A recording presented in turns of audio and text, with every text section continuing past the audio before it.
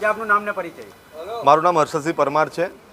હું જિલ્લા સદસ્ય તરીકે 2021માં જ્યારે મારા મત વિસ્તારમાં આ મોટી દુર્ઘટના થઈ ત્યારથી જ હું આ બ્રિજ માટે સરકારના તમામ લાગતા વળતા ડિપાર્ટમેન્ટમાં રજૂઆત કરતો હતો અને આ રજૂઆત ધ્યાન ના લીધે અને આજે તમે જોઈ શકો છો કે આટલી મોટી દુર્ઘટના થઈ છે।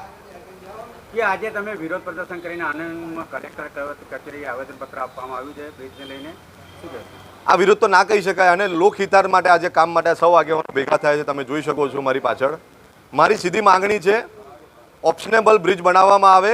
હજુ પણ સુધી ટેન્ડરની પ્રક્રિયા દ્વારા બહાર પાડવામાં નથી આવી કે આરએનબી ડિવિઝન દ્વારા કોઈ પત્ર કે કોઈ માહિતી પ્રસાર કરવામાં નથી આવી। એટલે મારી સીધી માંગણી છે ઓપ્શનેબલ બ્રિજ બનાવવામાં આવે તો અમારા આણંદ અને વડોદરા જિલ્લાના હજારો રોજગારી અર્થે આણંદ જિલ્લાથી પાદરા જીઆઈડીસીમાં આવે છે એ લોકોને ખૂબ સમસ્યાનો સામનો કરવો પડે છે।